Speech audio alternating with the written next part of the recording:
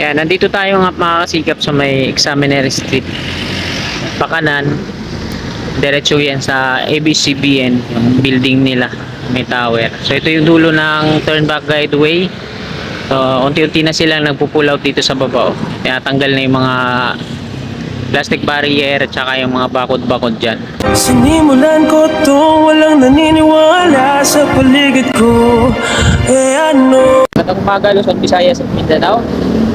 Magandang umaga sa lahat ng mga kasikat natin na papasok na rin ngayon sa work. Dito tayo ngayon sa may SM North EDSA, Concourse sa ilalim tayo, no? Southbound po ito. So ngayong umagang ito ay daanan na natin, ikutan lang natin dito sa may West Avenue kung merong pagbabago o mga progreso na nagawa ngayon. Pakita ko sa inyo. Tara, let's go!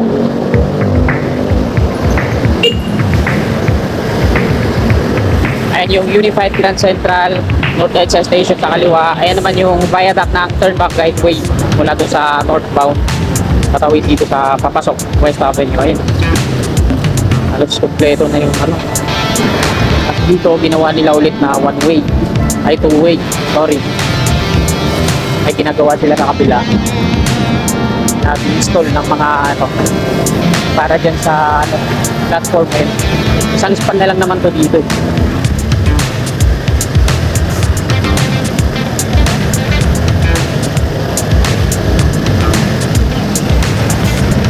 Panibagong mga precast.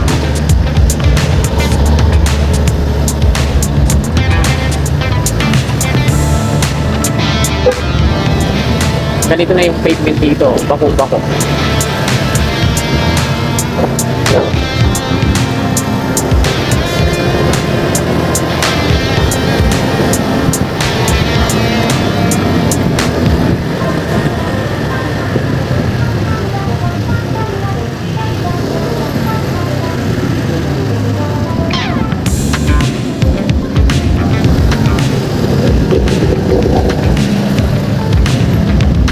Pati dito.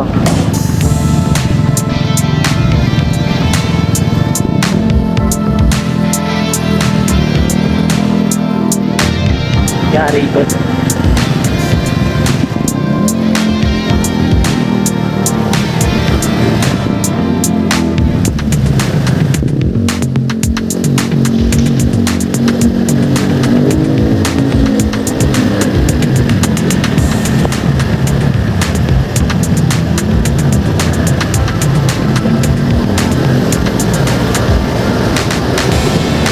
Pati dito makakasika po sa taas. Hindi pa buo, no, yung isang span dito. May mga precast na parapet wall.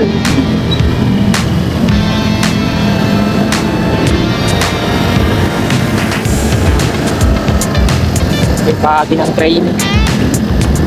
Pati yung mga balance.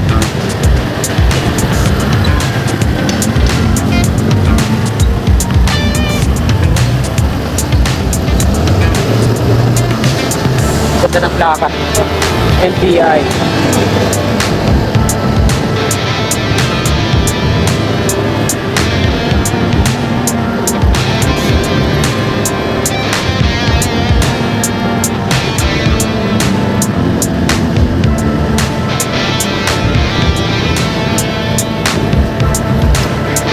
So, nandito na tayo sa dulo. Examinary Street na po ito dito. Diretso muna tayo konti.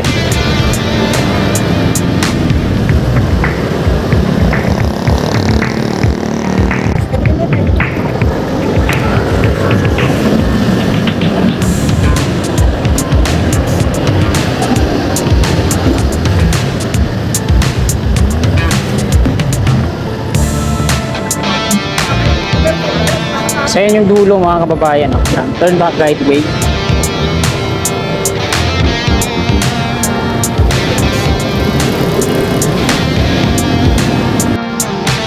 Yan, nandito tayo mga kasikap sa may Examinary Street.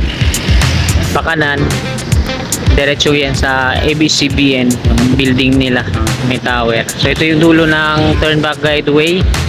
So unti-unti na silang nagpo-pull out dito sa baba. Tinatanggal na yung mga plastic barrier at saka yung mga bakod-bakod dyan. So ngayong magang ito mga kasikap, diretso tayo dun sa may EDSA, doon tayo mag-end ng ating video.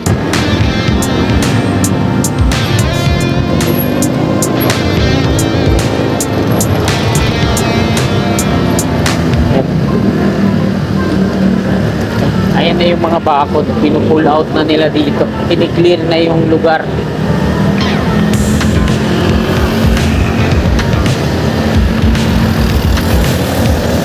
Tapos na yata sila maglagay ng mga diles sa taas. Ayan, mga street lamp pole na rin dito. Tapos yung mga steel mesh, ipapatong nila dyan sa mga precast na parapet wall. Ang dami, no? Doble-doble na yung parapet wall, tapos papatungan nila ng mga steel mesh. Mga bakod.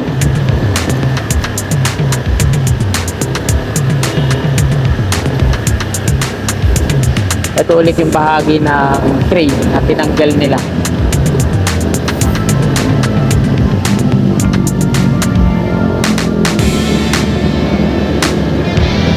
May mga precast parapet wall pa dito sa kaliwa.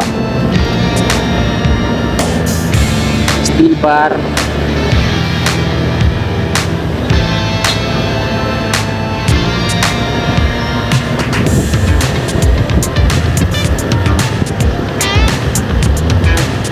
Kung kukumpara natin sa kabilang linya ng kalsada, mas maganda dito. Para doon, baku-baku na, butas-butas. Sana ayusin nila yung pavement.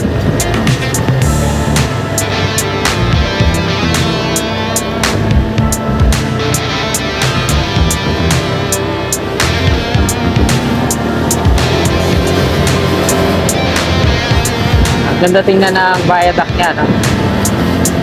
O sana nga ma-approvean to, no? Padiretso ng tutuban. Kasi feasibility study pa naman, no? Hindi pa naman totally aprobado yan. Sana ma-approve para connect na lahat ng mga railway dito sa Pilipinas. Nagli-lifting sila dito.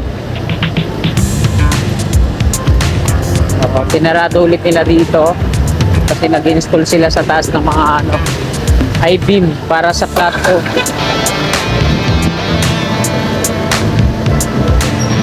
Isang span na lang naman ito dito na hindi pa na ginagawa nila yan.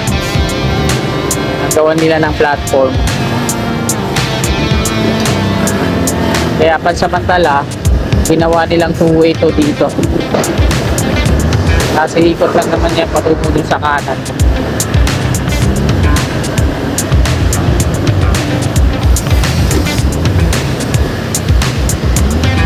Dito na ulit tayo sa EDSA southbound. Ikot lang, no? Ayan yung turn back guideway. Ayan viaduct niya. Sana tayo magpapalipad ng drone dito pag may oras tayo.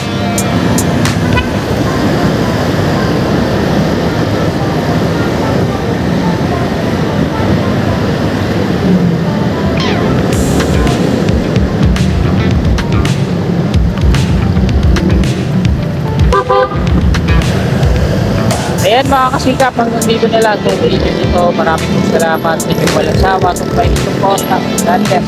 Tulatan ko lahat ng mga blanco pa ay